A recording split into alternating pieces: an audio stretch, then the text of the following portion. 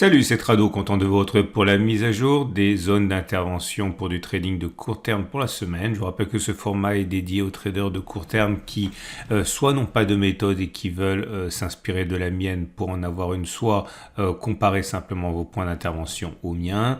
On va donc commencer avec le CAC 40 et on voit que la prochaine résistance de taille est à 75,23, 74,60. C'est une zone ici qui a fait tampon à la hausse, c'était en mai, il y a donc 3 mois de ça. Et un retour dans cette zone pourrait donner une excuse aux traders pour entrer à la baisse. Ceux qui veulent acheter ont préférablement besoin de patience parce qu'on a plein de petites zones ici de support, enfin qui étaient des zones de congestion et qui pourraient intéresser les acheteurs, mais il me semble quand même assez difficile de trouver une zone d'achat importante avant un éventuel retour sur la zone des 72,00, 70,80. Je vous avouerai que le CAC 40 n'est pas le plus évident des indices à trader à la hausse en ce moment, tant on est proche de la résistance importante. Donc clairement, si vous voulez spéculer à la baisse, je pense que vous ne serez pas le seul en attendant une intervention sur cette zone-là. Et si vous voulez acheter, eh bien, il faudra être patient en vérité pour aller chercher les 72,00, 70,80. Au milieu, c'est risqué quand même.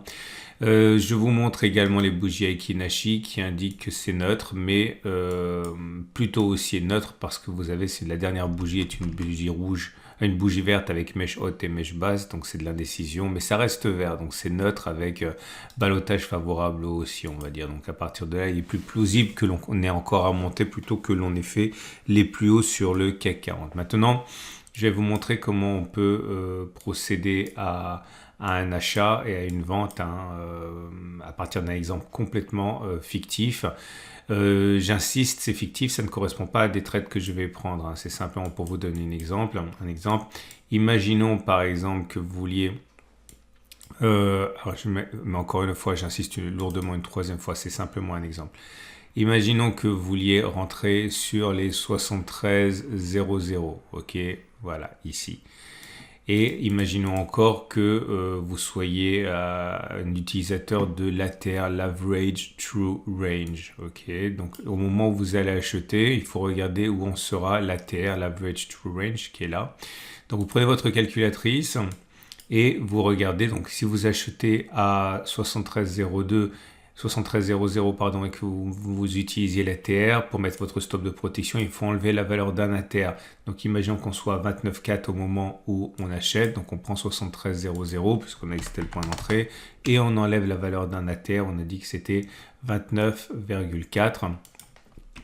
Donc ça va faire que vous avez un stop de protection à 72,70, donc à peu près 72,70, ça veut dire qu'il est là, votre stop de protection. Ok, donc on achète ici et le stop de protection il est là. On peut prendre éventuellement deux ATR si on veut avoir plus de marge et laisser le cours respirer davantage. Dans ce cas, vous enlevez encore la valeur d'un ATR. On a dit que c'était à 29,4, donc on enlève encore 29,4. Ça vous donne un stop de protection à deux ATR, c'est 72,41. 72,41, c'est-à-dire que votre stop de protection, là, il est précisément à 72,41. Alors maintenant, je vais vous montrer comment on peut procéder avec des Turbo 24, puisque c'est ce que je vais faire cette semaine pour illustrer dans le cadre du concours IG. Et donc, je fais apparaître les différents niveaux de knockout. Donc, j'affiche ici les niveaux de knockout. Donc, on veut absolument que le stop de protection soit plus loin que le stop que le knockout soit plus loin que le stop de protection. Donc celui-là il est bien 72,26. Ok, donc c'est un long, on veut acheter, on fait apparaître, donc je mets un ordre 72,26, on a dit, il est là, c'est celui-là. Donc on achète, on a dit c'était à 73,00 qu'on achète, donc j'utilise le pricer, c'est beaucoup plus facile, donc j'achète à 73,00. Ça veut dire que le Turbo 24 vaudra à ce moment-là 1,054. Je me contente de copier ça dans le ticket d'ordre. Ça va plus vite que tout retaper à la main. Et je ne vais pas acheter 1000 parce que c'est une trop grosse exposition. Là, par exemple, on en achète 10. C'est-à-dire que vous risquez 10,54 €. et ça y est, il apparaît. Donc ça veut dire que si on va chercher le niveau des 73,00, on achètera donc 10 Turbo 24 au prix qu'on a mentionné précédemment. Ok, et très important, sortez sur un stop de protection tel que vous l'avez déterminé à 1 ATR ou 2 ATR. Ne laissez surtout pas les cours descendre jusqu'à votre knockout. Autrement dit, ne laissez pas les cours éliminer toute la valeur de votre investissement parce que ça serait une désactivation du turbo.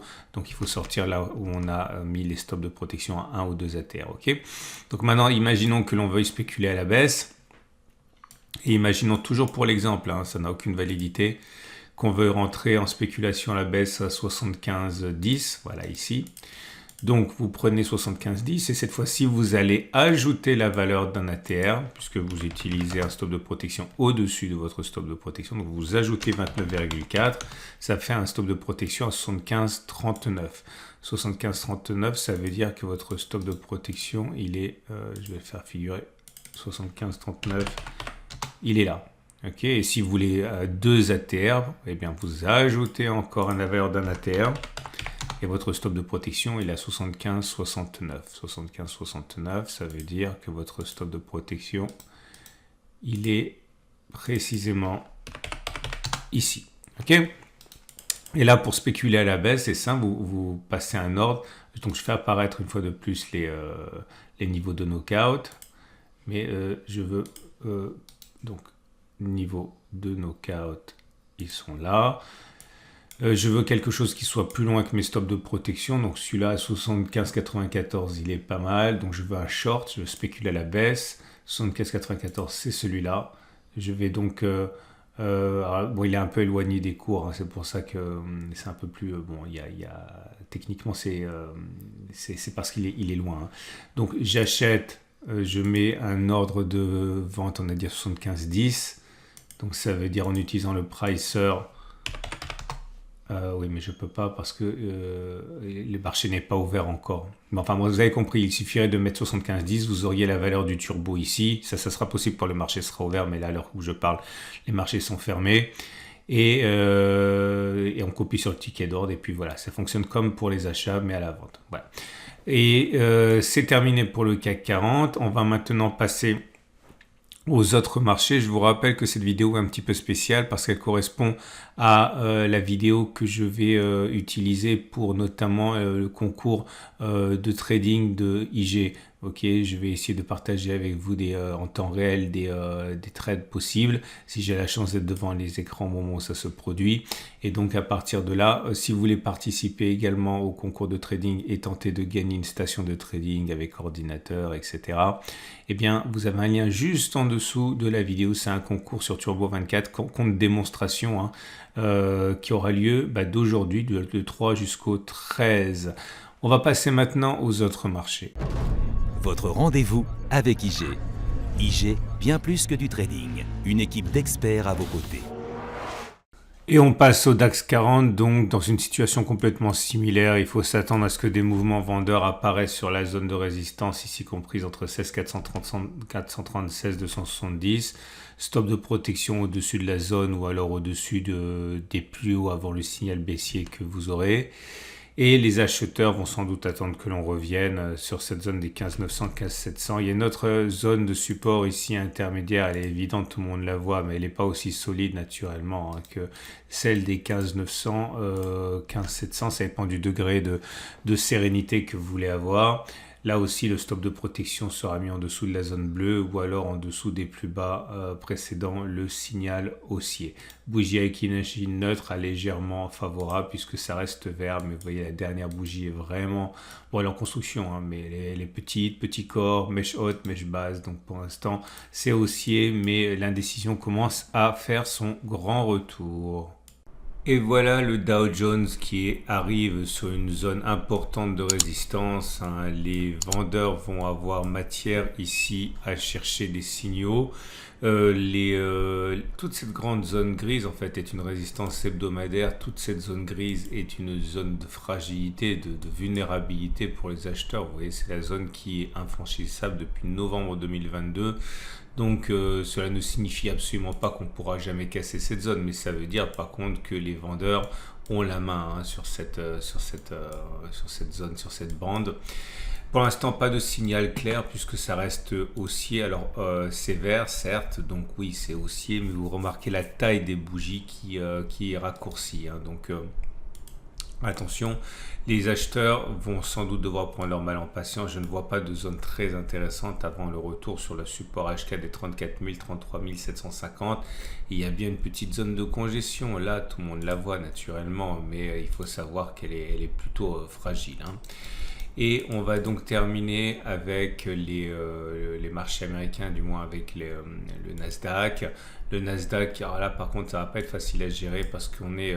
Bon, la zone grise que vous voyez, c'est une zone de résistance. Je vous montre les données hebdomadaires. C'est une zone de résistance qui a été créée sur les plus hauts de mars 2022. Donc toute cette zone est une zone de vulnérabilité pour les acheteurs. Maintenant, il y a aussi des zones de support à l'intérieur de cette bande de résistance. Cette zone orange là est une zone de support, cette zone bleue là est une zone de support aussi. Donc voilà, on risque d'avoir un phénomène de yo-yo entre les deux zones. En tout cas, les acheteurs vont attendre que l'on revienne au moins sur la zone bleue pour y déceler des signaux d'achat. Les vendeurs vont sans doute intervenir dans cette zone à condition bien sûr d'avoir un signal si c'est ainsi qu'ils veulent procéder.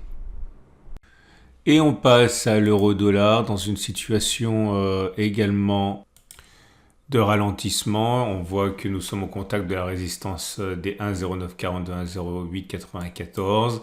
Les vendeurs interviennent sur la zone actuelle et ils pourront intervenir sur signal dans n'importe quel endroit à l'intérieur de cette zone bleue, voire orange. Les acheteurs attendent un retour sans doute sur le support H4 de 1,0869 à 1,0835 ou alors pour les plus patients un retour sur ce grand support hebdomadaire des 1,0777, 1,0670, stop de protection soit au-dessus du signal baissier, soit en dessous du signal de vente. Et on finit avec Bitcoin. Bitcoin également sur une zone de résistance. On a beaucoup progressé. Regardez cette zone grise, c'est une zone hebdomadaire ici qui correspond au sommet qui a été dessiné en avril 2023. Donc autant dire qu'il est normal que l'on ralentisse à l'approche de cette zone. Ça fait quand même la bagatelle de 2 semaines que l'on plafonne et c'est normal, on a progressé de manière très importante. Les acheteurs attendent que l'on revienne sur le support H4 des 3240, 29 450, c'est du moins ce qu'ils ont fait depuis 2 semaines et qui leur a bien réussi. Les vendeurs attendent que l'on ait des signaux de vente sur la zone grise ou sur la zone bleue. Donc bref, encore une fois, du yo-yo dans une zone étroite ici. Bien sûr, un retour sur le support journalier des 28 470, 27 500, si on y va, serait un signal, une zone d'achat sur signaux. On en a terminé avec ce tour d'horizon. Je vous rappelle 2 choses. La première des choses, c'est que si vous voulez vous inscrire au concours de trading d'IG, eh bien c'est toujours possible naturellement à partir du lien qui est en dessous de la vidéo. Deuxième des choses qui pourrait vous intéresser, c'est que dans l'onglet communauté je vous la montre, regardez, si vous allez sur ma chaîne YouTube et vous cliquez sur communauté, là, eh bien, vous aurez en temps réel les signaux que je pourrais vous donner lorsqu'on sera en zone d'intervention. Je le fais de toute manière depuis des mois et des mois. Il y a cet onglet là et vous avez des alertes par exemple. J'en cherche une que j'ai donnée la semaine dernière. Voilà, c'était lorsqu'on est arrivé sur l'euro-dollar dans la zone orange juste avant la baisse. Donc, vous pouvez, sur le DAX aussi, on avait eu un signal d'achat. Bref. N'hésitez pas à vous rendre sur cet onglet communauté et vous y verrez notamment les alertes si je vois qu'on est sur zone intéressante. Excellente journée et à tout au long de cette semaine dans l'onglet communauté et la semaine prochaine pour la mise à jour de ce format.